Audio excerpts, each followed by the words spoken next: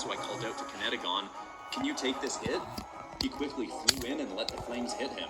They pushed him back, but barely. That's what too, sorry, The yeah. purple shifted around his body, swirling into blue flames. I told him to show that demon what a real hit looked like, and surprisingly, Kineticon listened. He flew right at the demon and punched him in the head with a blow that, I kid you not, I could feel the shockwave from. It was an epic hit. But it also knocked a ton of black flaky flesh off the dragon demon and revealed there was a human face underneath. One that we recognized. This wasn't the demon general. It was Zales. I didn't want to believe it at first, but when he spoke, I could tell it was him. Or at least it used to be. He said, "You guys wouldn't let me have any powers of my own, but Psycho Paradelict has given me all the power that I could ever want." His dragon face reformed again as he flew at me. I sent a bunch of vines swirling through the air to try and throw him off, but he just soared right through them and tackled me off of the Hellwing's back. He tried to throw me to the ground, but I wrapped a bunch of vines around him to hold on. I tried to tell him that he must be being manipulated by the demon, but he wasn't listening. He opened his mouth and tried to bite my head off, so I pushed off him and fell towards the ground. Before I even had to ask, Kineticon had flown down to me and grabbed my arm. Surprisingly, he asked me, "What are your orders, Foldrake?" I was surprised that he was just cool with me taking...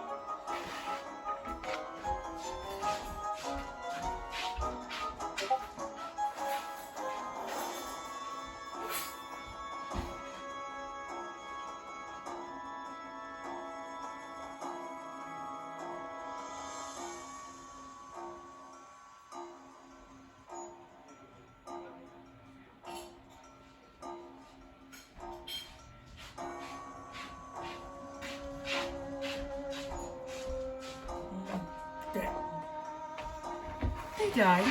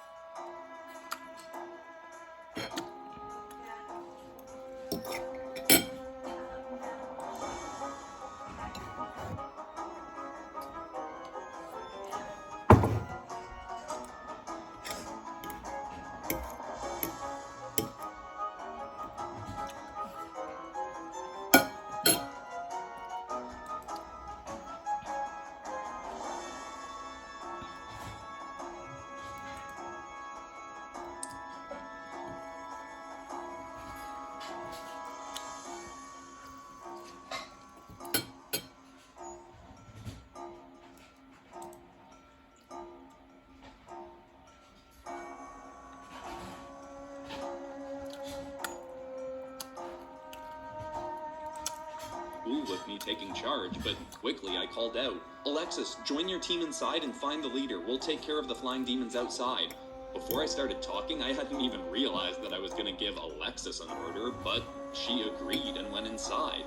Then I told Kineticon to toss me back over to the Hellwing. I said that Agopent and I would use our water and vines to distract and take out the rest of the sky demons, while Brelbora and Kineticon restrained Zales. Of course, Zales quickly called out that we'd never be able to beat him, and that his name was no longer Dresden Gonzalez, but to call him Dragonoid. And to be honest, I had a hard time not snickering at the name. I mean, he's a smart guy, but Dragonoid, come on, it kind of sounds like a 10-year-old came up with it, right?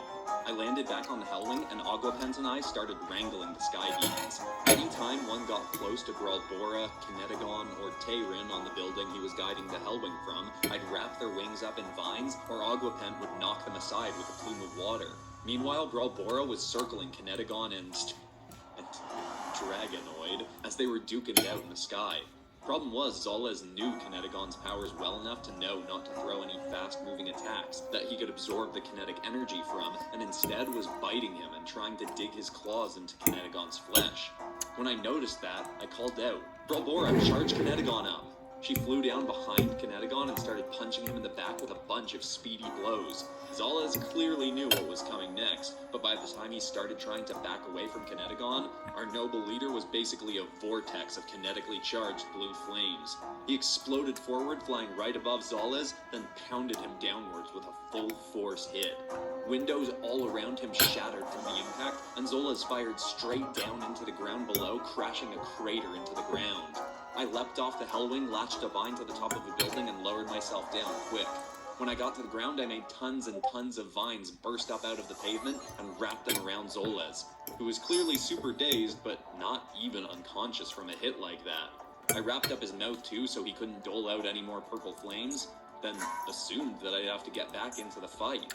But when I looked up, I saw that most of the demons were just starting to dissolve. Not all of them, but around 2/3 of them just vanished. It turned out Alexis and her team had found a demon general in the building, and Alexis had taken it out, which meant that every demon ever made was now dying off too. Unfortunately, Psycho Perdelict was nowhere to be seen, meaning any demon that he'd made was still out there, and Zalez still had the powers that he'd been given by the Archon. But all in all, it was still an incredibly successful mission. After we finished off the rest of the demons in the Basilisk News building, Alexis and her team said they were off to keep looking for the Archons, but they gave us something called a Mujwawut, which is some sort of watch that'll let us stay in contact with them, or even teleport to their home-based dimension if need be. We thanked them all for their help, and they were off. We got Zalez restrained in a Supermax prison, but hope that he won't have to be there for too long. He's not a bad guy at his core. Most surprising of all, though, when we regrouped at the tower after it was all done, Kineticon called a meeting to say that he was stepping down as our leader.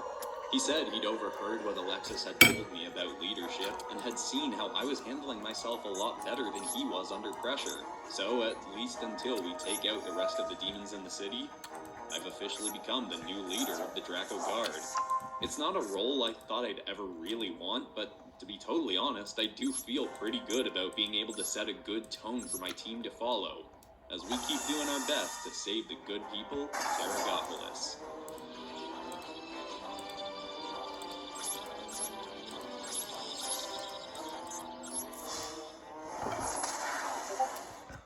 And there we have the Dragons as Superheroes community redraft episode, which I will be doing in this podcast episode about talking about the writing and design process for this episode over on the Popcross Studios Patreon, which again is now completely free for everybody, and you'll also be able to get access to the high-resolution art and the inks from this episode over there tomorrow. Just gotta go give that page a follow to get access to lots of bonus stuff from me. Huge thank you to all the awesome submissions that were sent in, and a specific thank you to the people who were chosen. Ely Gifford, Jay Draws, Lotus Moon 626, and Gaster Songs.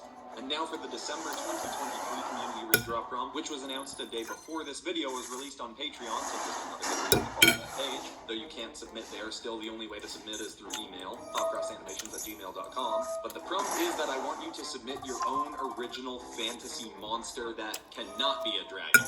Anything other than a dragon. Something that could fit into Tayrin's universe, or into Dungeons & Dragons, or something like that. I am going to be changing the characters into something, but it's a Multiverse Tales story revolving around a certain Multiverse Tales character, and I don't want to spoil exactly what I'm doing with it yet. Very excited to see what you all submit, but besides that, that's all for today, except of course for ending this video on some kind of positive or inspiring note, and the thought I want to leave you with is a quote from a man named Adewale Awosanya Jr. Nobody wakes up feeling great and ready to crush it every single day. The work is accepting how you feel and pushing through, even if it's only 65% effort. Motivation follows action. Be a master of showing up. I hope that's inspiring. I love you all, and I'll see you all in the next episode on Monday. Goodbye. Bring your outdoor space to life with Porch and Patio Casual Living, Southern New England's largest showroom of specialty outdoor furnishings, featuring an array of in-stock options made from high-quality materials. Visit us in Warwick, Rhode Island, located off I-95, open 7 days a week. Today is your last chance to save up to 30% at Raymore and Flanagan's President's Day sale. Or buy now and pay later. Up to 72 months, no interest with equal monthly payments. Celebrate great savings today. Raymore and Flanagan's President's Day sale ends tonight.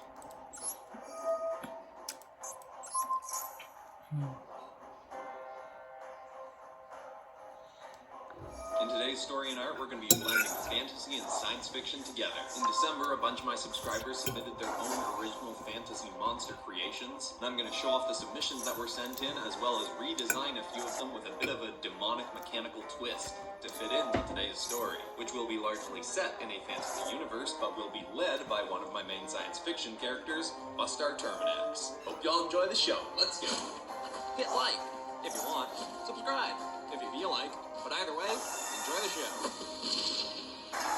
Bustar Terminax vacation log. Though, to be honest, I don't think many folks other than me would consider what I just did through a vacation.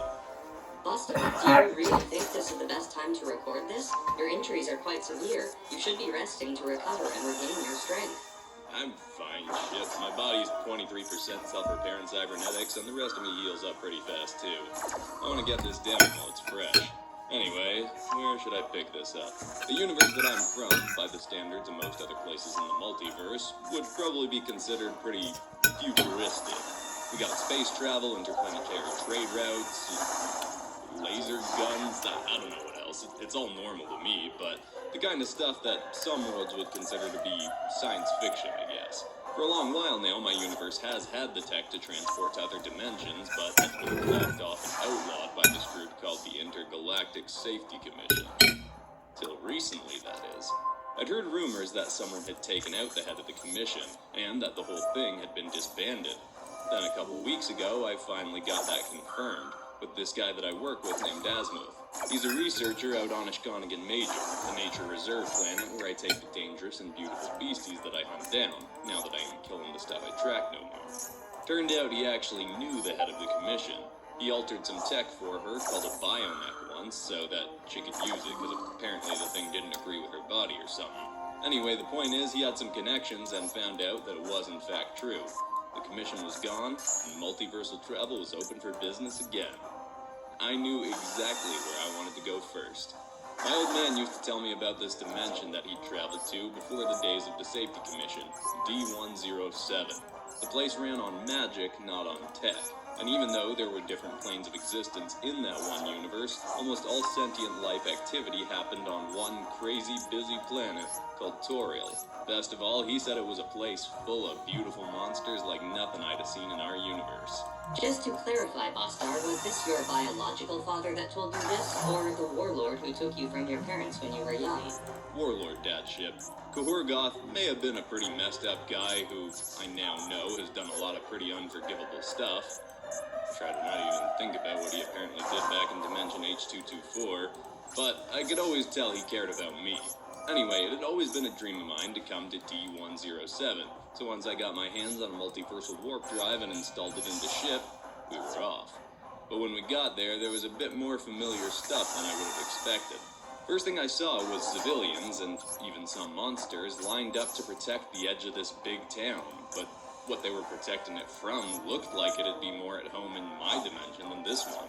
There were a bunch of monsters that I later learned were native to this world, but they were all infected with some kind of mechanical tech. I mean, they got tech-looking stuff like Warforged here that could maybe pass as droids in my dimension, but nothing like this. I didn't know what exactly was going on, but figured I might be able to find these things' weaknesses better than some of the folks from around here. Chip stayed cloaked above the battlefield and scanned the main swarm of these monsters. Later was told that the locals called them Heronian snap frills, but from scanning them what I learned was, for one thing, they were all dead. Their bodies were all just being animated by the tech virus on them, which itself was not alive, just running on programs made by somebody else. And for another thing, I learned that this tech was seriously upgrading their strength and firepower. Another thing I learned later on is that snap frills are usually raised eating a certain type of gemstone depending on where they're born.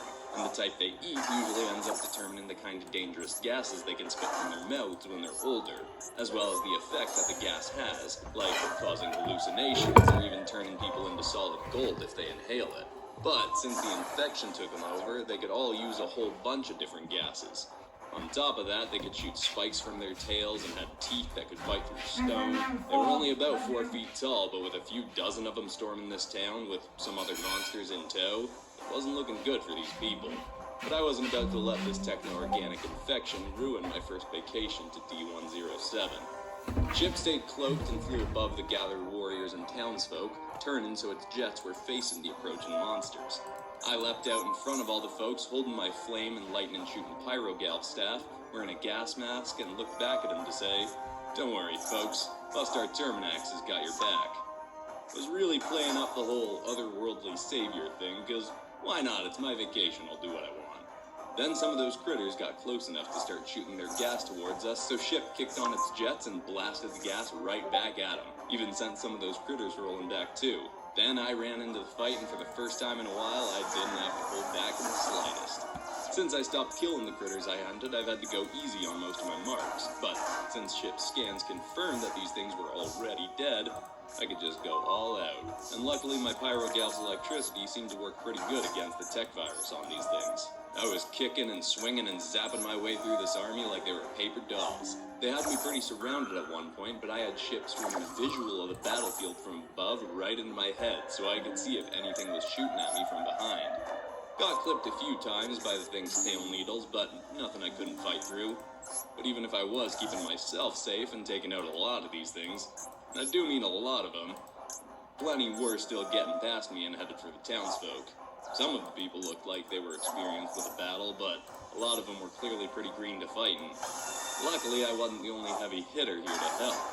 Soon enough, this white and blue dragon flew out over the battlefield, and off it dropped a whole team of knights in different kinds of sick-looking armor. I didn't learn their names in the heat of the battle, but now I know we had their leader, Bruno Torres, who had one really decked-out arm, but besides that and his pants, he had the stones to just run into battle without so much as a pair of shoes on. Then there was Driadia, who had a horse or goat legs or something, and came in hot dual-wielding a spear and a knife. There was this Galterra who called herself the last of the Skygazer Knights, and she had a wingsuit and a glowing orange sword. She was flying through and slicing up monsters before they even knew she was there. The dragon's name was Wingsweep, and he was roasting the monsters with his flame breath from above. But then we get to my two favorites of the group. One was Ungu. He ran in from the crowd. He was a big guy with a big warhammer and was too heavy for their dragon to carry into battle with the rest of them. But once he was there, he was flattening monsters faster than anyone else fighting. Hopteo was the last of them, and she was more about speed. She had wolf or fox ears or something, and I could tell just from observing in that fight that she had elevated senses. Along with a pretty scarred up face, which I personally respected and thought was pretty cool. But the best part of watching her fight was the clawed gauntlets she was wearing.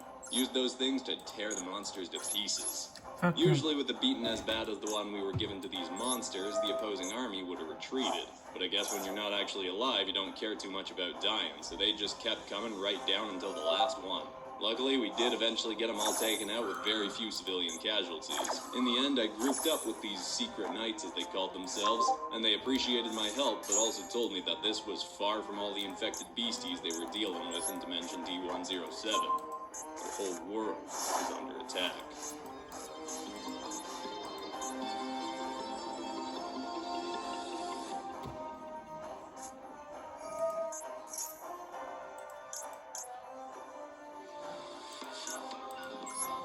Your favorite primetime channels are on YouTube. Enjoy the latest shows and films. So, what are you, my sidekick? Jean-Paul Samuel Spade. Get Max, Paramount Plus, AMC Plus, and more. Find your favorite movies and TV on YouTube Primetime. The Secret Knights told me this invasion had been going on in their world for almost a month. This techno-demon that called herself Cypheramov had shown up in their dimension not far from where I dropped into this world, and had started infecting thousands of different monsters and people to have them go on killing and infecting even more of their dimension's residents. I figured they'd be surprised to hear I was from another dimension, but apparently they were from another themselves. Heck, their dragon Wingsweep was even secretly a Cybertronian. They'd gotten transported here a few years ago after some big mess in their own world. I offered to take them back to their dimension, but they said this place had become more of a home to them now.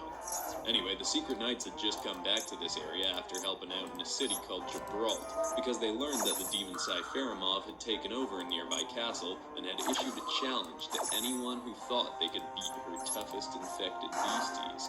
In fact, she'd sent out word to all the neighboring kingdoms that if you could make your way through the dungeon of her castle and kill the final infected demon she had down there, then she'd willingly erase all her infected from this world and leave. But there was a catch. You had to slay her monsters with weapons she provided. No spells or potion while you were down there neither. Use some kind of murder spell or your own fancy blades, and the deal's off. She'd even rigged up these funky-looking jumbotrons outside all the neighboring towns, and cameras all over the dungeon, so people could watch as various teams of 3 warriors at a time went down there and tried to beat the boss. Since she'd made the challenge, over 50 sets of warriors had gone down in there, and none of them had come back out.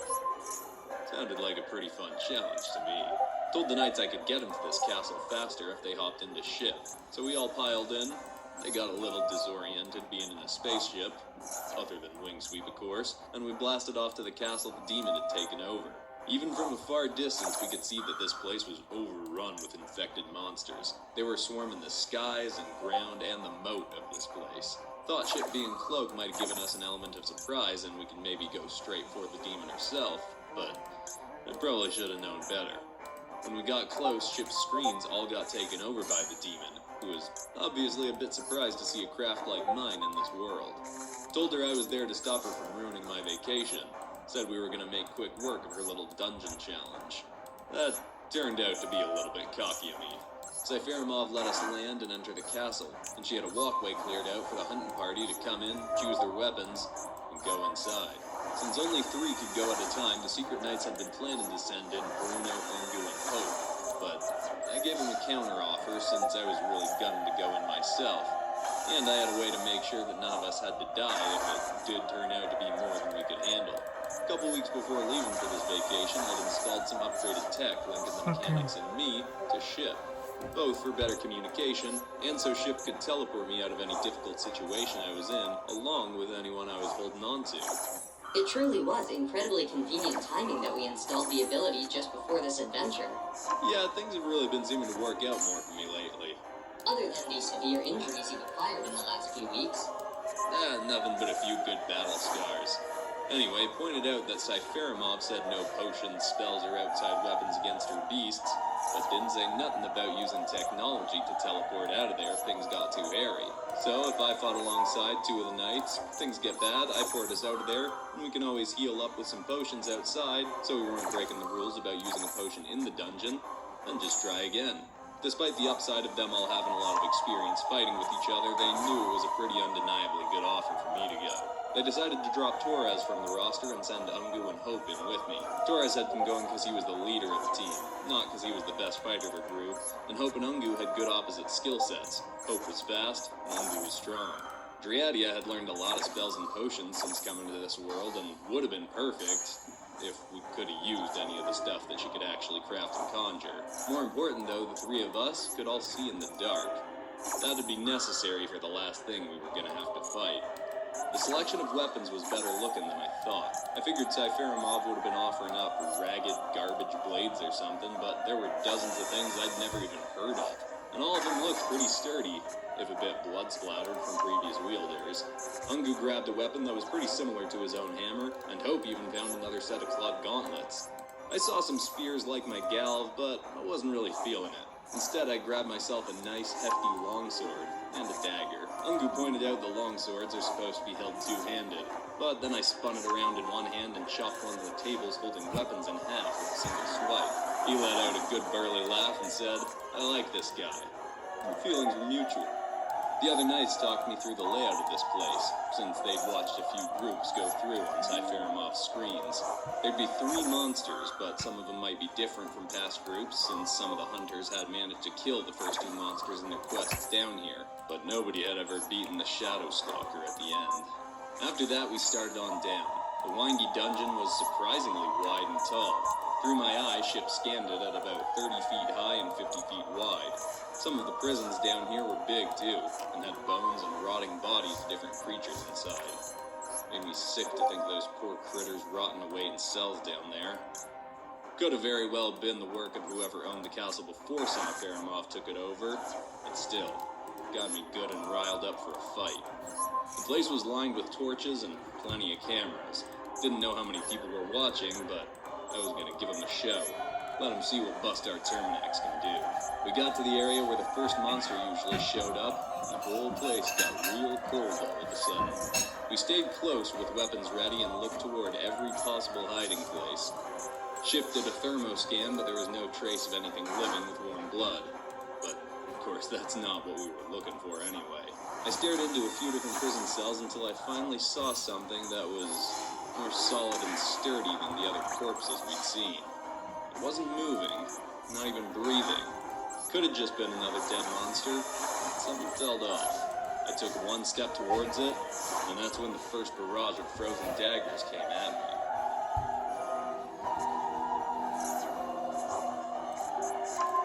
Okay. I was able to dodge around the ice shards, and they weren't hard enough to break through Ungu's armor, so he took the brunt of the blast. The thing I'd been staring at had been our first demon critter. Hope said she recognized it as a cryo-boil. They spit ice blades, turn to ice in the sun, and usually have a weak point on the underside of their neck. But this version's whole neck was covered up by its tech virus. Wasn't much way we were getting any sunlight down here neither. Driadia had potions that could make a big area completely engulfed in sunlight, but if we'd been allowed to bring that down here, we probably would have saved it for the final boss anyway. Knowing its weak points weren't going to help much, so we had to take this thing down with grit alone. Hope used her speed to try and keep the thing distracted, darting in and clawing at the thing's fleshy bits before it started any attack on me and Ungu. The big guy was going for headshots with his hammer, and I was going for the legs. I got a nice big slash into one of them early on, but then saw that ice filled in the gap pretty quick. That gave me an idea. Probably wouldn't move so well once most of its body had turned back into ice. Hope and I started slicing away as much of the thing's flesh as possible, so that ice would fill in more and more of the gaps. Unfortunately, that was taking its sweet time. We must have been fighting this thing for a half hour straight before I started actually noticing it slowing down. And once it did, it showed off that it had another move. The mech bits on its neck shifted and turned, and its throat started to glow white. Then it shot a beam of frigid air while it spun itself in a circle. I wasn't fast enough to dodge it, and neither was Ungu. The thing didn't freeze us in place, but it was far none the coldest I ever been. Felt like my bones were grinding together as I tried to move after that. Luckily, Hope had seen it coming and dove to hide right underneath the thing's stomach, so she kept on distracting the thing and taking more chunks off it, while Ungu and I tried to get back in it. Soon enough, one of its front legs was entirely turned to ice, so as slow as he was moving, Ungu got in there to take a swing and shattered its limb to bits. After that, it got a lot easier. No big glorious final strike like I would have wanted to show people watching, but at least we beat the thing. Though, realizing we still had 2 more to go was pretty rough. We each grabbed ourselves one of the torches off the walls and did our best to start warming up, but after only 10 minutes of rest, we found out the second critter wasn't willing to wait around for us to recover. We were sitting there trying to relax, and this freaky, furry giraffe thing gallops in with its head down. Ungu was thinking he was warmed up enough to head this thing off, so he steps forward, ready to grab this thing and wrestle it down. But it hits him like a freight ship and sends him flying into the wall. Hope was on it again with what this thing was, or had been before getting infected. She called it a dino giraffurus. They had hard heads but real soft noses. Of course, this thing's full face was covered up by mech bits.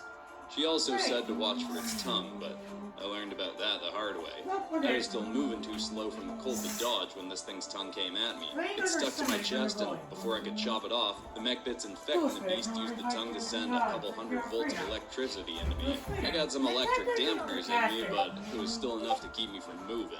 By the time Hope slashed the thing's tongue so I had to pull it off me, I was feeling pretty rough. And it just got worse from there. If we were gonna get beaten, I would have wanted it to be by some big dragon or something that actually looked vicious, not some sparky-tongued giraffe. Could have handled it if we weren't beat from the first monster, but eventually I realized if I didn't get us out of there, we were as good as dead. I grabbed Hope and Ungu and we ported back into ship. Of course, we weren't done, just had to heal up for round 2. I hated the thought of all those folks haven't seen us get beat so bad. I was gonna make sure the next round we gave them a better show. Prove to him that this demon and her minions were nothing to be afraid of. But didn't prove that nearly as quick as I would have wanted to. Ungu, Hope, and I went in again the next day after a good sleep and a couple potions each. Thought Cypheramov might try and tell us that we cheated, but no such gripe came. We knew there would be a new first monster, and luckily we figured out how to deal with it a lot faster. It was a big bundle of shambling vines, but by spreading out and making it try to go after all of us at once, we got its vines separated enough to chop it to pieces before it could wear us out too much. For the Dino Girafferus, we came up with a few ideas. First one didn't work out so well, getting it to shock itself with its own tongue. Guess different infected got different abilities, because the shock didn't work on it the way it had on the snap frills. Eventually we got Ungu to goad it into charging at him again, but instead of trying to take it down, he jumped onto its head to weigh it down. Then Hope leapt onto it as well, and both of them worked at yanking off the metal plating over its nose. They got smashed into walls by it a couple times, but I started slowing its thrashing by going for its knees. Finally, they got the plating out of the way, and Hope dug her claws right through the thing's nose. It was out of commission. Of course, that still left the toughest monster of all of them, the one few had reached and none had beat.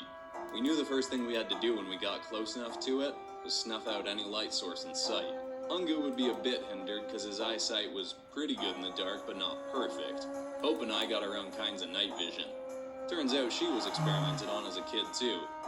In a different way than me though, and she wasn't as willing a subject as I was. Anyway, we knew the monster down here was called the Shadow Stalker. It's a four-legged drake with indestructible horns and a spiked tail. It can turn into smoke to retreat if it needs to, or spit smoke to blind its opponents. But the most important thing about it is it consumes shadows. Same way plants photosynthesize sunlight, this thing absorbs power from shadows and can heal up if there's enough of them around. One of the best ways to take these things out is usually to use a spell that completely engulfs them and their surroundings in sunlight. If that didn't kill the thing, it'd at least paralyze it enough for us to finish it off. But with no spells being an option, the only other way to get rid of the shadows was to get rid of all the light. No light means nothing to cast a shadow.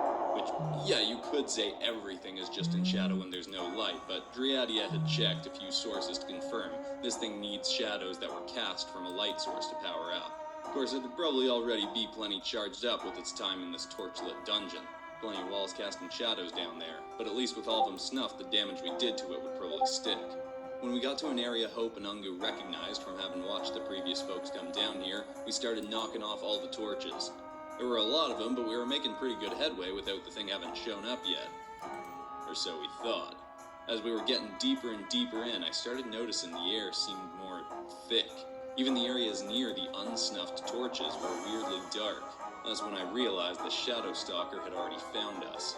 Called out for the others to group up, but the Stalker's mist gathered up together in between us all, and it took its solid form. As it finished, it was already swinging its tail at me. I got my sword up to block it in time, but the hit was a lot harder than I expected. I held my sword firm between its two spikes, but it pushed me right up against the wall, and my arms buckled. One of its spikes hit the wall beside my head, but the other stabbed right through my shoulder. Don't remember what kind of sound I made, but definitely wasn't one that would have given folks watching much to cheer for. Ungu and Hope didn't fare much better, and less than a minute after finding the thing, we grouped up and had to pour it out of there again. It was a pretty annoying loss to get beat so quick, but I knew it didn't actually matter in the long term. I was not going to stop going down there till that thing was finished. Cypherimov wasn't going to beat me. No demon that kills animals en masse to do its bidding was going to get the better of Bustar Terminax.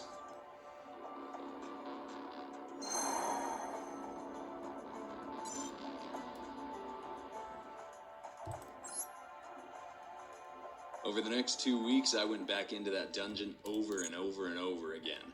We tried a couple different combos of people, even brought Wing Sweep in once, but using weapons the size of what Cypherimov provided wasn't much good for the big guy. No matter what pairing we took, though, every time we eventually got outclassed by that snargin' Shadow Stalker. Got hurt pretty bad a few times, so did some of the Secret Knights, and healing spells can only take you so far. But the thing that really hurt was the thought of all those people watching us fail over and over again.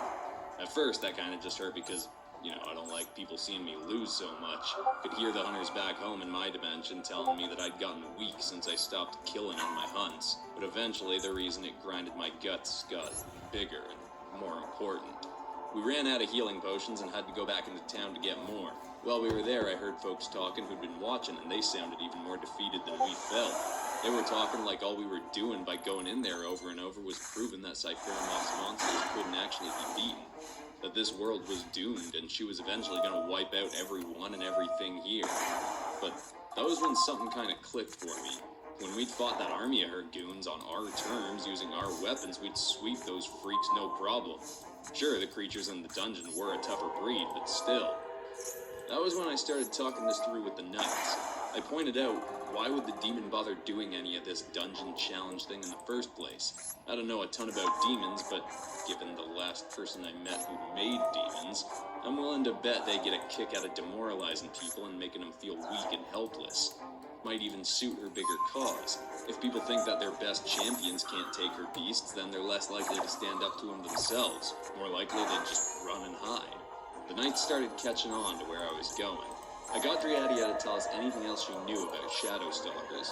She said it was known that silver-laced weapons were particularly good against them, but seeing as how we couldn't choose our own weapons outside Cypheramob's options, that knowledge hadn't been much help to us before. But that got me wondering what the weapons we were using were made of.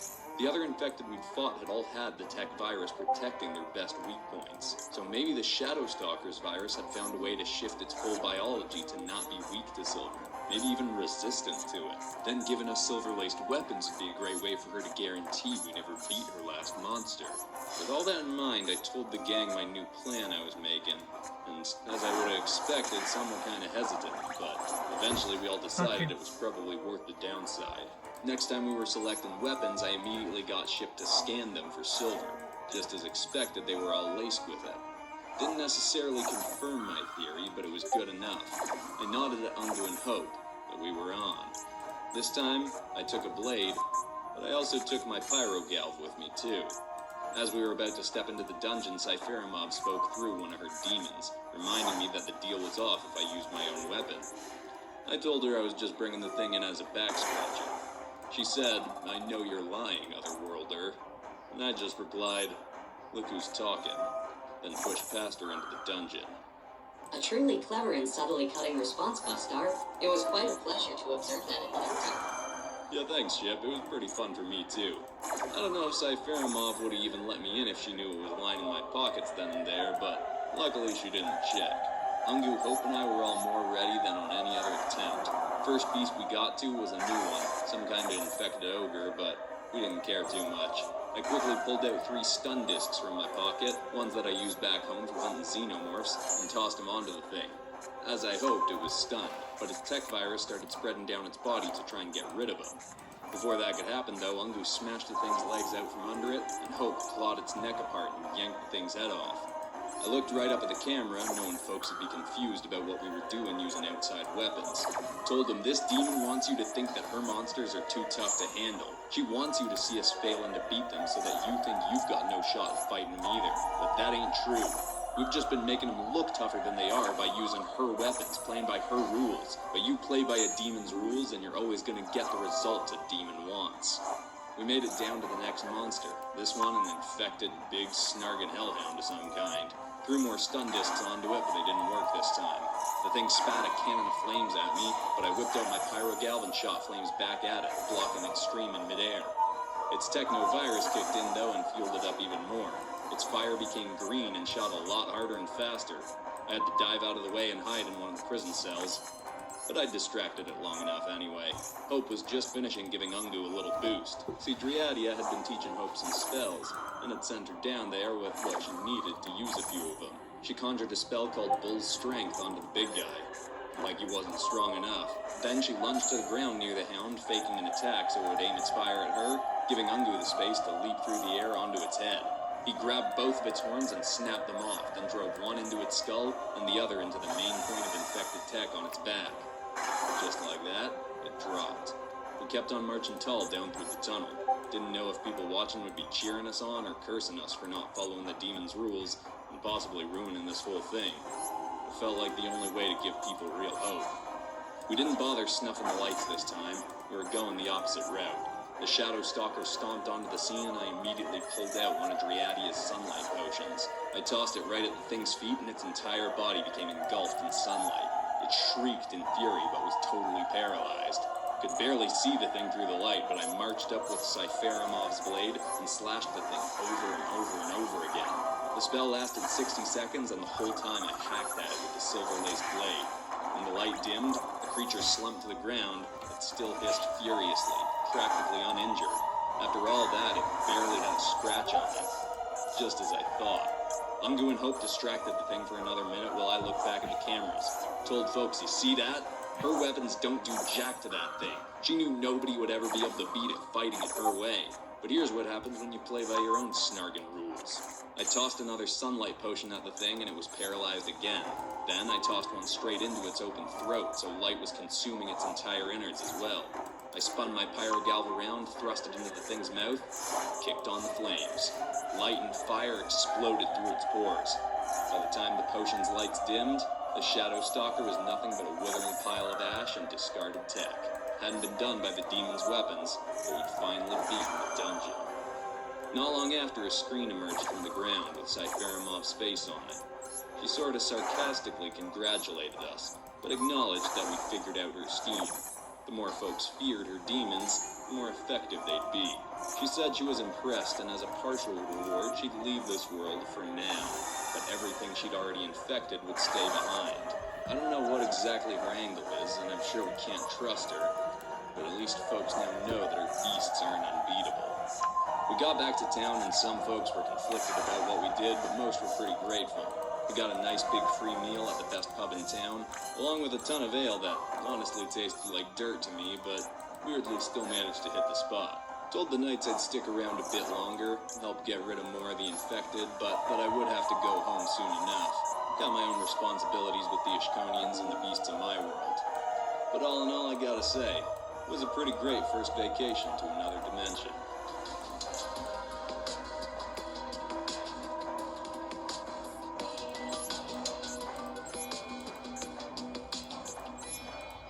Background for the month is up. I will most likely be doing a Design Note podcast episode about this to go out on the Popcross Studios Patreon, which, reminder, is now free for everybody, but I'm not 100% sure yet. Some external circumstances have meant I've been a little bit behind schedule, so I'm a bit late working on Monday's video as well, but I'm going to try and get it out there. And the high-resolution art and inks for this episode will be up a day after this video's release. Over on the Patreon, free for everybody, linked in the description. I was incredibly grateful to see all of the awesome submissions that you all sent in for these fantasy monsters, and as usual, a special thank you to the people who were picked. Mad About Boost, Fantastic Francisco, Strawberry Impact, and Joshua Need.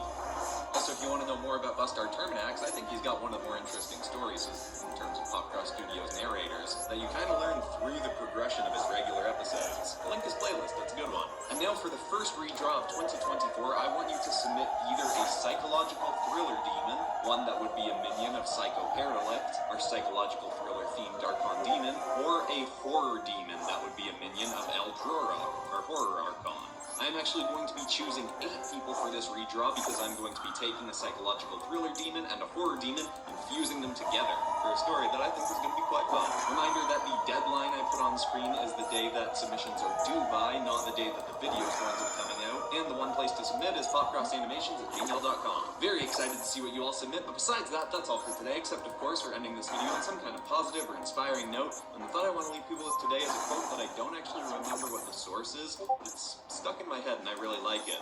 That's that on days where you're only feeling 40% your best and you give 40% to whatever it is you're doing, you have given 100%. I hope that's inspiring. I love you all, and I'll see you all in the next episode on Monday.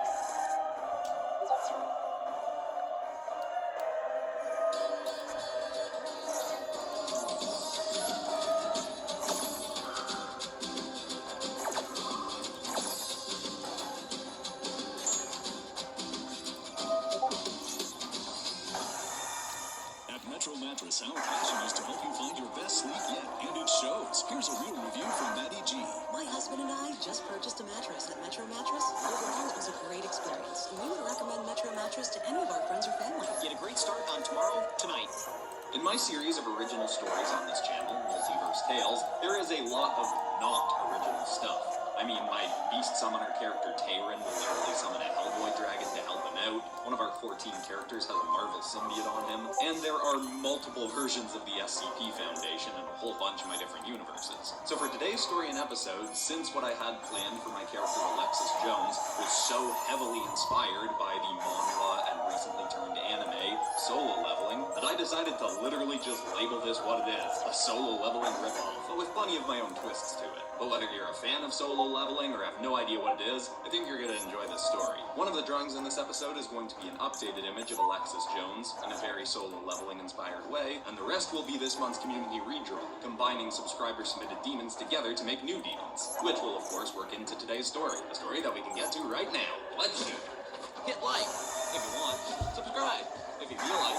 But either way, enjoy the show. Previously on Multiverse Tales, a group of powerful demons known as the Archons, who have the ability to create more demons themselves en masse, have begun an assault on the multiverse. Alexis Jones is the field leader for a team of heroes that are doing all they can to hunt down and defeat the Archons, but she is the one with the most power to stop them.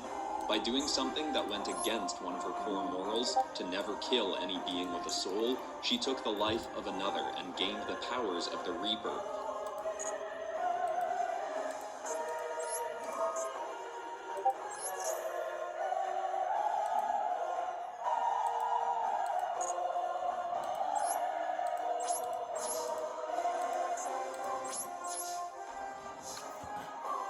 On top of her already existing mineral magnetism abilities to attract and repel rocks and minerals to and from herself. Any being slain by the Reaper's scythe will not only be instantly killed themselves, but have everything they've created since taking physical form destroyed as well. Convinced that the Archons don't have souls themselves, Alexis is determined to learn how to use her new Reaper abilities to kill these powerful demons. But her training has been slow going thus far. Until now, that is. And so, our story begins. It was 6 in the morning and Alexis was in the Shark Tank gym. She was pounding away at a specifically built punching bag made to withstand even a full-force hurricane hammer from one of the gang's strongest members. A purple ring of clouds swirled around her and pulsed and contorted with each hit, and the 3 Reaper rings that had circled her head since gaining the powers of the Reaper slowly spun, keeping out of her direct eye line. Unkillable Kate was not far away on the bench press, leering at Alexis. During a break between Alexis's hits, Kate finally called over. "Just spar with me, Jones? It's been forever." Alexis didn't look over and just kept swinging. "I'm not risking it. We might call you Unkillable Kate, but that doesn't actually mean you can't be killed. I still can't control this purple stuff, and when it solidifies into something dangerous." On top of that, well, Alexis didn't say it, she felt a bit weird about fighting Kate now, since Kate and Sterling had become a couple. Alexis and Sterling were practically siblings, and while Alexis and Kate had become friends, they also still butted heads sometimes, and had a bit of a rocky history. Kate dropped her weights on the rack and got up to come over.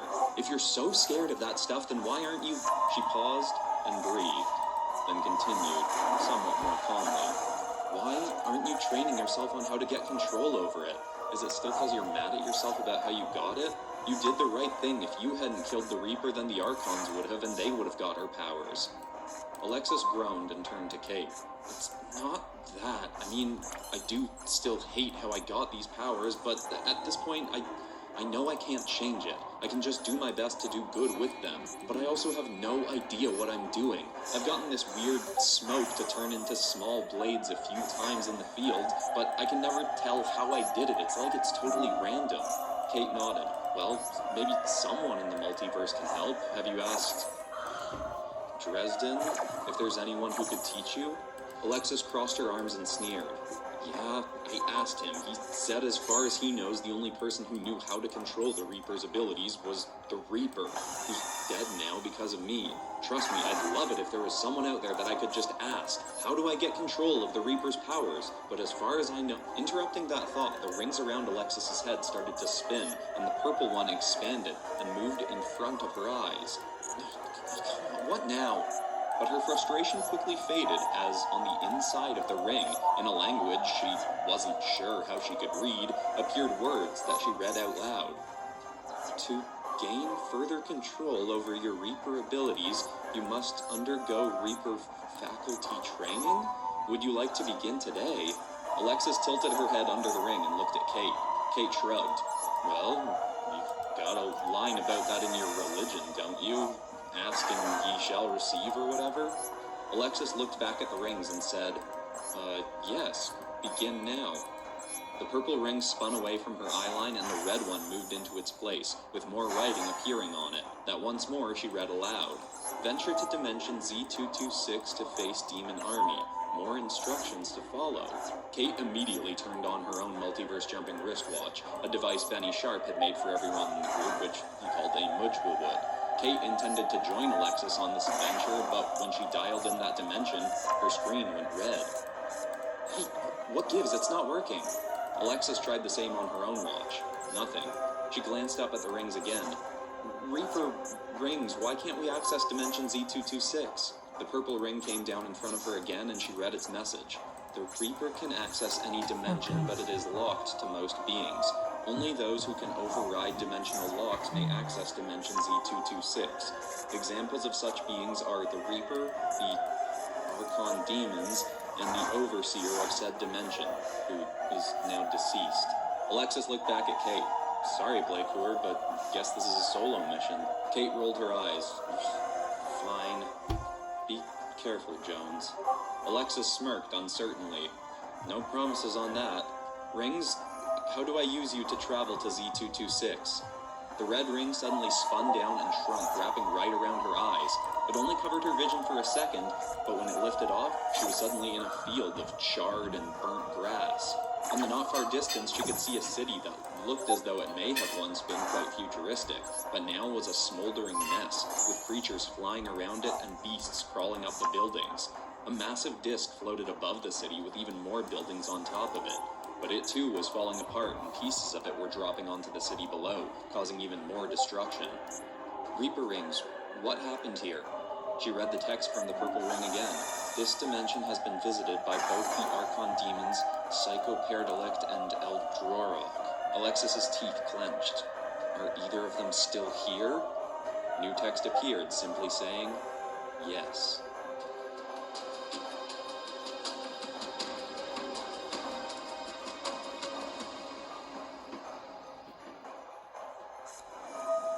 As much as Alexis wanted to go right after one of the Archons, she didn't even have to ask whether or not she was ready for that yet.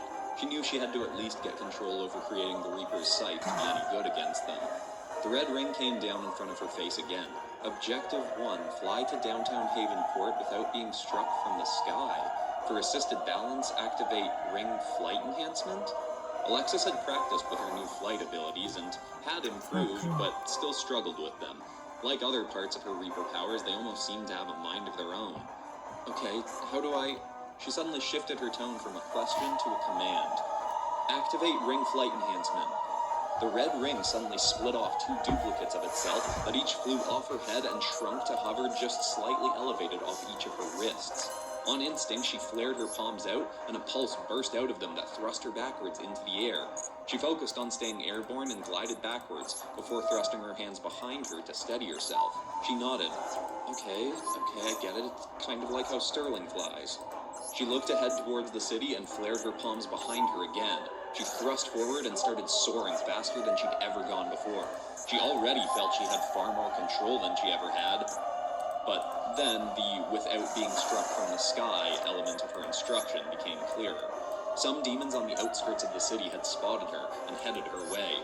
Some were on the ground, so she just flew up higher to avoid them, but there was a group of 7 flying yellow demons, with crescent moon faces bearing expressions like a crotchety old man that just spotted kids on his lawn.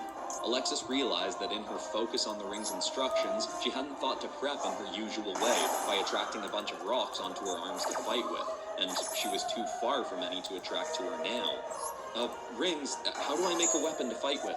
She read the response from the purple ring. Reaper weaponry skill not yet reliable. Mineral manifestation available? The demons were getting closer, and Alexis was starting to see that they were bigger than she thought, each at least 4 times her size. Great, okay, how do I use mineral manifestation? The purple ring read intuitive ability. That's not helpful, what do you mean? But she was out of time. She thrust her hands forward to slow herself to a stop, but the demons were still coming, and one was raising a massive talon to swat at her. She looked down at her hand and raised it. Strangely, she got an instinct and just went with it.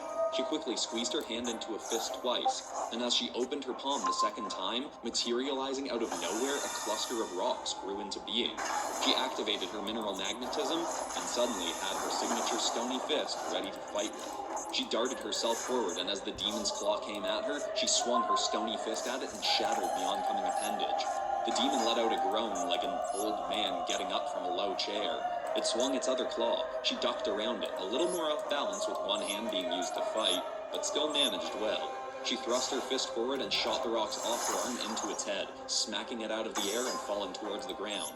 It wasn't dead, but still a good hit. Alexis thought about pulling the rocks back up onto her arm before they fell too far away, but instead clenched her hand twice again and just created a new set of rocks. Have I had access to this power the whole time? Why did you never tell me I could do stuff like this? The purple ring simply read, "You never asked." Alexis looked up thinking she was ready for the next two demons approaching, but one flared its eye wide open at her, and suddenly she felt woozy. Without even noticing, she was starting to lower out of the air, then quickly started to approach the speed of a free fall. The yellow ring suddenly came in front of her.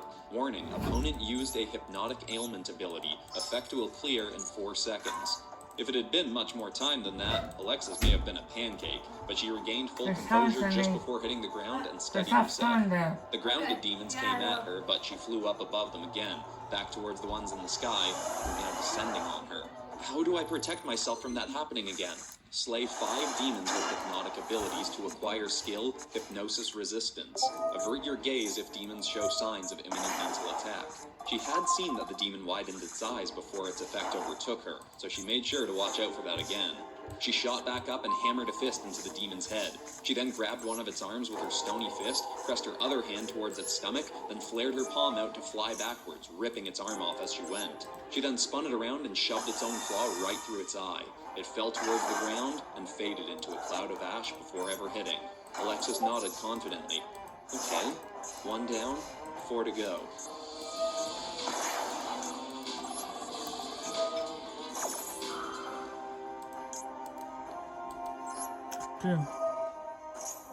Alexis spent the next hour or so working on her task to get downtown without being grounded.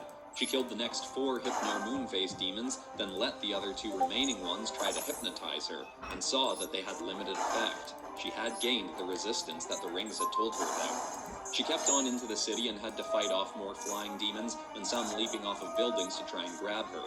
But eventually she made it to the downtown core and was promptly told by the rings that her task for today was completed, and further training in Z226 would commence the next day. She wanted to just keep going, but she knew with none of her friends able to get into this world, they might be worried about her. She just hoped the Archons would stick around this world so she could come back and find them when she was ready. She asked the rings to take her back to the Shark Tank in Dimension A016, and seconds later, she was outside the main doors. She went inside and headed towards the main lounging area. A TV room with a ping pong table, video games, and a massive U-shaped couch facing the 80-inch screen.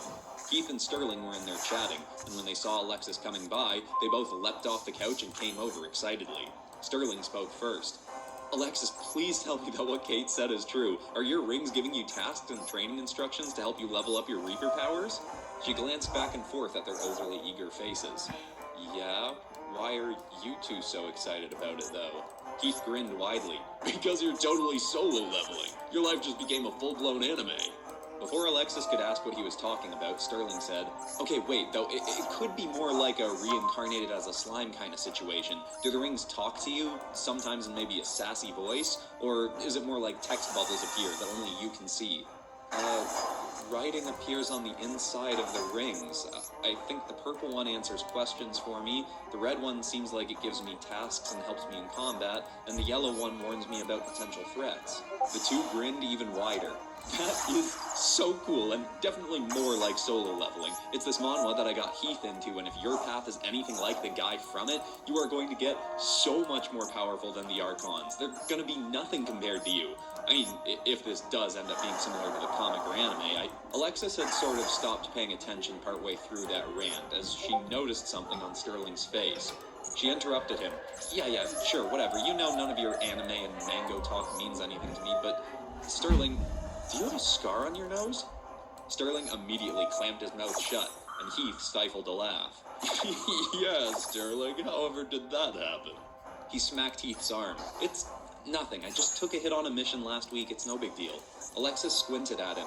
Don't play dumb with me, your liquid metal would have protected you if it was a monster or villain or demon or something. How did you get that? Heath kept snickering. Maybe you should ask Kate. Sterling smacked Heath's arm again. Dude, when did you stop being trustworthy with stuff like this? Alexis's eyes may as well have burst into flames. Did Kate do that to you? Okay, Alexis, don't worry, this is not a serious situation. It was an accident. Kate would never hurt me on purpose. It was just kind of an embarrassing situation that she doesn't want anyone to know about. Heath only knows about it because he saw us right when we got back. Alexis wasn't happy about not knowing. Sterling usually told her everything, but she also had a lot of other things on her mind. She let it slide for now, but when she went to sleep that night, she thought about what else Sterling had said before the scar had come up, about her maybe becoming far more powerful than the Archons. She'd seen the previous Reaper go up against the toughest members of her own team and basically trounced them all. But against all 7 Archons at once, she hadn't held up very well. Hey, Rings, how much more powerful than the last Reaper can I get? The purple ring read, previous Reaper embodiment Risso Audette achieved approximately 16.4% of her potential skill as the Reaper before ceasing her training. Alexis sat up quickly in bed. That was only 16%? But then Alexis also remembered that Reaper had been around for thousands of years. Rings, how long did it take her to get to that level? Previous Reaper embodiment Risso Audette trained inconsistently for 2 years before suffering a mental breakdown and initiating autopilot mode. What is autopilot mode? She relinquished control of her body and retreated into her mind, so as to not see how many lives her form was forced to take under the responsibilities of the Reaper. Alexis could sort of understand that. If a being or creature from any given dimension became a threat to the wider multiverse, it was supposed to be the Reaper's job to kill that thing, or if that was not possible, kill the overseer of that dimension, which would automatically then kill every single other living being from that realm.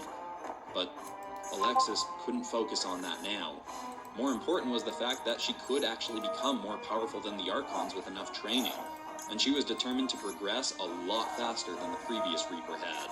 She got to sleep so she could be ready the next day to get back to Z226 and plow through whatever training the Rings had for her, and to slay a whole bunch more demons.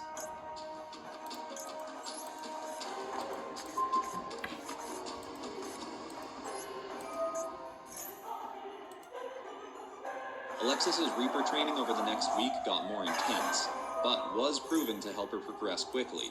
Each day she was given her same flight tasks to do again, and each day she got a little bit better at it, and soon enough her reliance on the extra rings to balance her flight was nearly gone. The most challenging demons she fought were referred to by the Reaper Rings as Traumiran. They were green and black with crab-like legs, eyes on their chests and hands, a mouth that opened sideways, and a 5-pronged tail with suction cups at its ends. They had the power to convert themselves temporarily into computer data, to travel through any non-totally destroyed tech left in the city, so they'd often seemingly pop up out of nowhere. On top of that, they had the power through a venom they spewed from their legs to reawaken someone's most horrific memories. So, for Alexis, that was the day she killed the Reaper, along with some scattered other ones, like a time when Sterling had killed a villain of theirs and not told her about it for far too long, or a significant betrayal from her friend Diamos, now known as Astra. The memories were awful and were distracting her from fighting, but between days of combat she talked them out with Sterling and Astra and some of her other teammates to help her keep a clear head, and remember that she'd gotten past the trauma of most of those ordeals already. But even through all the difficulties, Alexis had to acknowledge within herself that she was having a blast facing these challenges and improving through them so quickly. More new abilities would keep coming to her as well. By killing 36 of the Traumiran over the course of a few days, she acquired toxin resistance, making the effects of any toxin lessened in her body, which the rings told her she could eventually elevate to toxin immunity. But her favorite skill yet was one she acquired on her 8th day of training. She was in the core downtown surrounded by Traumiran, more of the Hypno-Moons, and various other demons. After using Mineral Manifestation more and more and leveling up that skill, she was recommended to try out Stone Seeker. The red ring duplicated once more and came down over her arm again, and she thrust her palm onto the tattered road. She could suddenly feel all of the rock and concrete of the street and sidewalk and buildings around her. A pulse shot through her hand and shattered the rocks even more, until daggers of concrete and brick burst out and hovered in the air. She then thrust her hand towards one of the targets, and all of the stones shot at it. That demon was quickly pummeled to ash, and she aimed at another, then another, and another.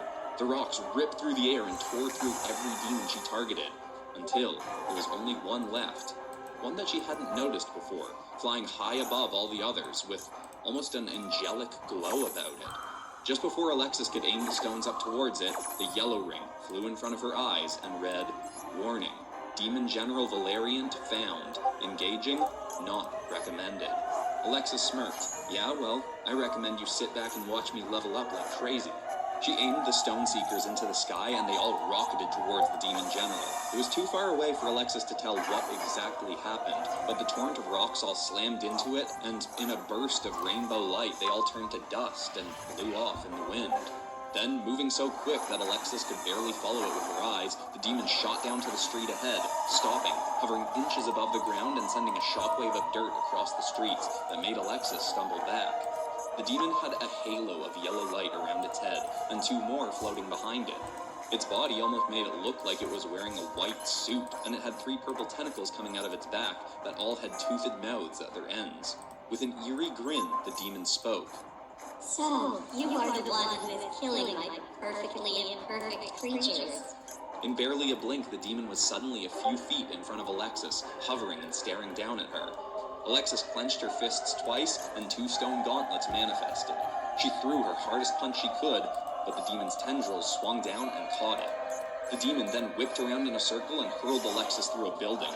She slammed through every single wall inside and flew out onto the next street, stopping indented in the brick wall of the next building over. The yellow ring read, "Warning, injuries sustained," and Alexis just groaned and said, "Yeah, no kidding." She pulled herself out of the wall and hovered just off the ground as the general flew over the building and down towards her. "I wanted to make everyone perfect, but the only way to make everyone perfect now is for nobody to be perfect." Alexis rolled her eyes. "Hey, Rings, should I care about what this thing is saying?" The purple ring read, "Unnecessary for the tasks at hand. Retreating is still recommended." Yeah, well, shutting up is still recommended too. Alexis thrust her hand to the ground and activated Stone Seekers once more, but this time, far fewer stones emerged from the ground, and Alexis could feel a wave of exhaustion passing over her. Still, she focused the stones towards the mouths of the demon's tendrils, hoping to take those out first. But as the Seekers approached, the tendrils began to vibrate and pulse with rainbow light. As the stones hit, they once again just turned to dust. The demon burst through that cloud of dust to Alexis again and grabbed her around the neck. "It's time for you to become perfectly imperfect too." The tendrils' mouths all opened wide, and Alexis didn't want to stick around to see what they did. Okay, fine, maybe it is time to call it quits for today.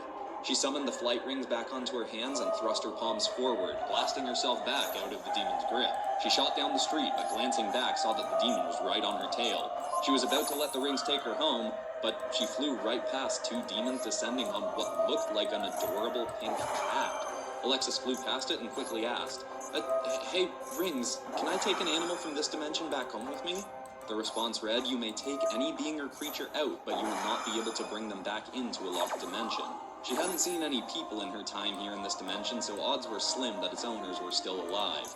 Alexis darted down a few streets to loop back around. Luckily, the demons hadn't pounced on the creature yet, so Alexis scooped up the cat and finally told the rings to take her home. She was transported mid-flight and crashed through the doors of the shark tank, still holding the adorable little creature, but pretty annoyed about how her last match had gone.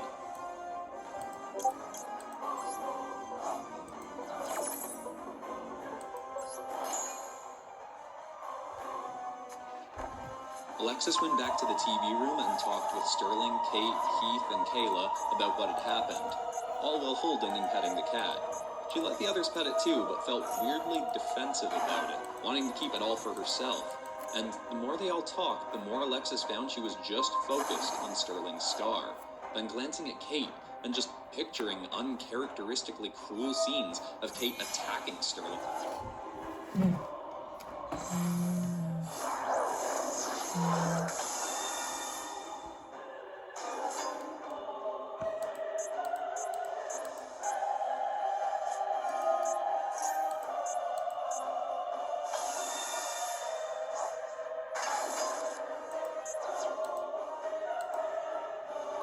with a knife. Part of her knew it was unreasonable, but it was getting to a point of her practically wanting to attack Kate. Why wouldn't Sterling just tell her what happened? She was reaching a boiling point when Mara walked in, having a weirdly calm conversation with Dresden. That got Alexis wondering what they were doing. Was Dresden manipulating Mara somehow? He may have been a part of their team, but only because he was forced to be to atone for his past. Alexis didn't even want to look at them, but soon Mara paused what she was saying and stared at the cat in Alexis's lap. Finally, she asked, Alexis, where did you get that cat? Alexis glanced up at her annoyed. I saved it from the dimension I'm training in. Mara nodded curiously. The one that's overrun with demons, right? Yeah? What's it to you? Mara kept staring at it as she said, I mean, maybe it's nothing, but is there any chance you've been feeling really paranoid or angry since you started holding it? Alexis didn't respond. Instead, she picked up the cat and held it in both hands in front of her, then asked, Reaper Rings, is there anything weird about this cat I'm holding? The purple ring then read, You are not holding a cat. She immediately chucked the cat at the wall. It landed with its feet against the wall, then walked down to the ground. As it did, its body started shifting into a dark red and color-swirled thick smoke. Everyone leapt up. Alexis asked, Mara, how did you know that wasn't a cat? Well, it kind of looked pretty similar to this demon I killed with Clayton once called Decitros, but in my universe, its alternate form didn't look like this. The cat's body was still half there, but the rest of it had shifted into a humanoid liquid smoke being with a bag over its head and a noose around its neck. Alexis pulsed her hand twice and made a cluster of rocks, then shot it at the demon. They went right through its body into the wall. Mara shifted into her own demon form and swung her tail at its cat parts. The cat leapt over it and the demon launched its slimy, smoky hand and wrapped around Mara's face, blinding her. But Alexis thought she got what Mara was going for. She lunged down with 2 stone fists and grabbed the cat part of its body, which was still partially in physical form. Before the demon could do anything, she crushed it between her rocky hands. It burst into ash, and soon the rest of its body faded away as well. Everyone chuckled at the scene now that it was over, but one of Alexis's rings came down before her head and read, New goal acquired. Kill 9 more smoke and fluid manipulation demons to gain ability, Reaper Weaponry. And just like that, Alexis knew how she was going to kill the Demon General. The next day, Alexis had her Reaper Rings take her to a different area of Dimension Z226 to try and avoid the General for now, and asked the rings to help her target the demons she needed. She found a few more of the cat demons as well as some watery mist demons that she had to fill full of sand and dirt to kill. It took 3 days of hunting, but finally, she got all the kills she needed, and her new ability was unlocked. It was still low level, and all she could make was a purple knife instead of a scythe, but it was enough. She waited 1 more day, then returned to Havenport. Halfway through her flying practice, Valeriant appeared again. So you finally returned to accept my perfect imperfectification. Alexis dropped to the top of a building and activated Stone Seekers. The whole top of the tower shattered to pieces and flew towards the demon. It protected itself again, but Alexis flew right in behind the stones, and through the cloud of mist she tackled into the demon. She grabbed it by the arm, made the purple smoke swirl around her into a Reaper knife, and stabbed it into the demon's chest. It shrieked in pain, but still managed to use its tentacles to knock her backwards. She hovered in the air away from it and asked, What's going on, Reaper Rings? Why didn't I kill it? Don't Reaper weapons kill everything?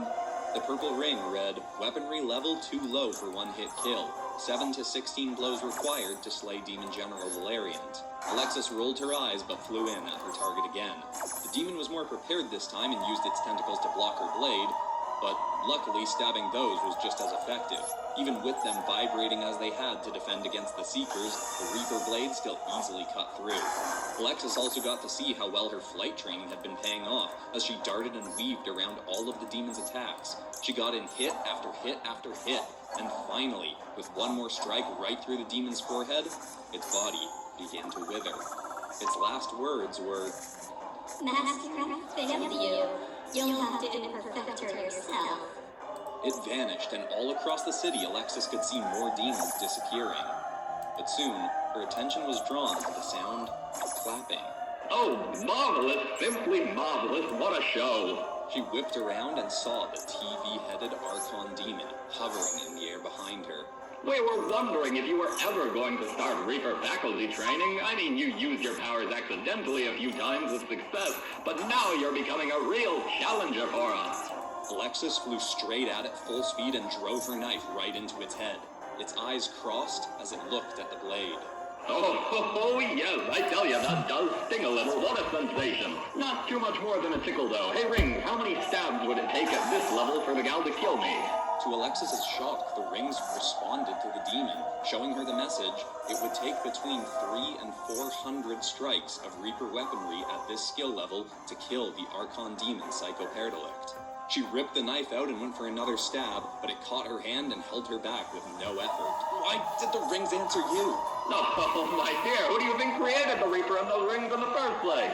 It was one of our own little inventions from long, long ago, and me and my siblings are very excited to go up against it. Just not quite yet. Before she could even process what was happening, its entire body lit up as if it were a glitching computer, and the demon teleported a few dozen feet away, straightening its tie. You'll pose a challenge soon enough, don't you worry. Come find me in a few months, and we'll see how you handle a real fight then. She shot towards the demon once more, but it was gone before she reached it. Alexis asked, Rings, where is that Archon? Where is Psychoperdelict? The response read, Archon Demon Psychoperdelict is no longer in Dimension Z226. Location? Unknown. Alexis furiously created and hurled a massive cluster of stones at a nearby destroyed building, and nearly knocked the rest of it over. She then transported back home and stomped into the base, quickly finding Sterling and Kate in the main foyer. They asked what was wrong, and she furiously explained what happened, finishing the story with, I had it right in my hands. My knife was in its head and I couldn't finish it. Sterling somberly smiled and put a hand on her shoulder. I know that must be really frustrating, and I'm so sorry you had to go through that. But just think about how far you've come in the last couple weeks with these powers.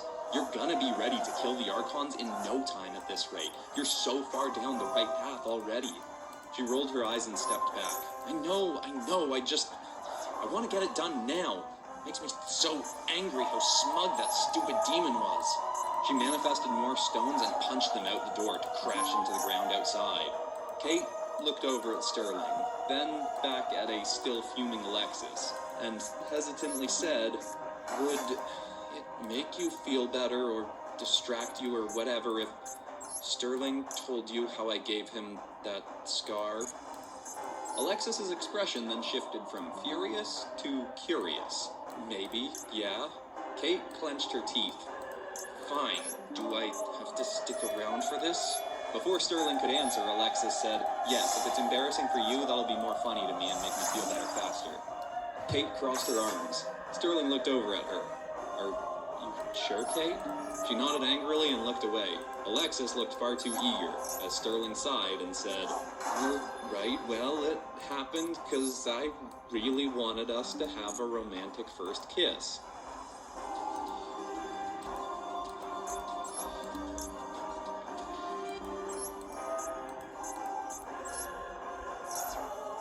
Oh no, the story cut off before we can hear what happened. Let's hope that doesn't become a recurring gag and you don't hear the story for like a year or something. But anyway, huge thank you to everyone who submitted for this community redraw, and a specific thank you to the people who were chosen for our demon pairings. Sandra Hartley and Zach, President Obeng and Emerson Featherstone, Ven and Ethan Cicluna, The Crate Draco, and Nerd Comics Inc., who, by the way, Nerd Comics Inc. has a Story and Speed Fate Style YouTube channel as well. A link to a recent video, you might want to check them out, and subscribe if you like what you see.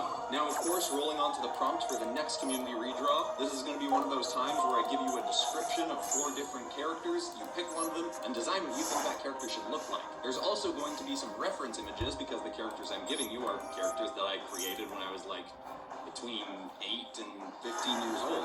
But going more off the description, the images are just there to give you a little bit of extra inspiration. And these characters are going to be the upperclassmen for the Trismegistus Academy.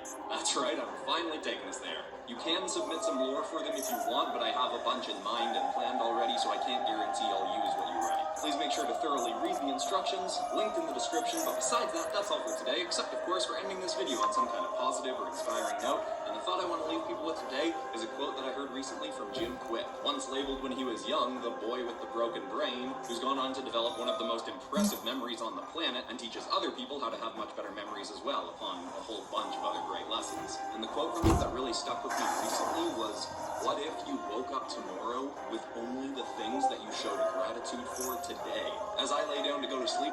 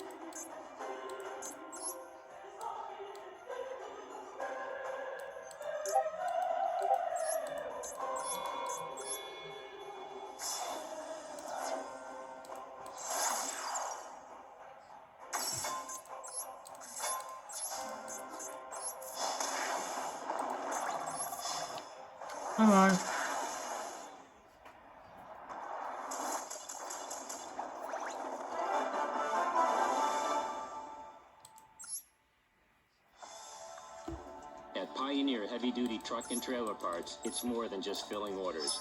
It's providing sound advice to our clients.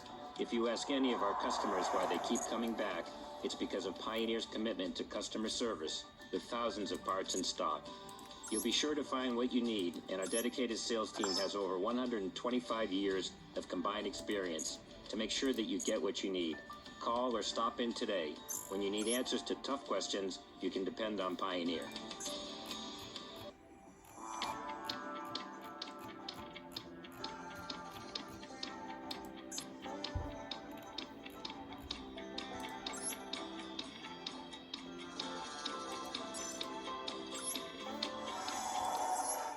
Hey guys, Super Mike here, and in today's video, we take a look at the story of the Amanda Curse, including a look at each of the game's 4 unique endings. This game features a very peculiar art style, with both humans and humanoid animals coexisting together in society. But, like any good horror game, there exists a villain in this tale. That was Yugioh do for the Yugioh song was Stories the Cursed Golden Isle. 7 bye. Also, February 28th is my birthday, so happy birthday to me. It'll be 2 days from now, on February 28th. Be day after tomorrow. Bye. Landowner who inherited his family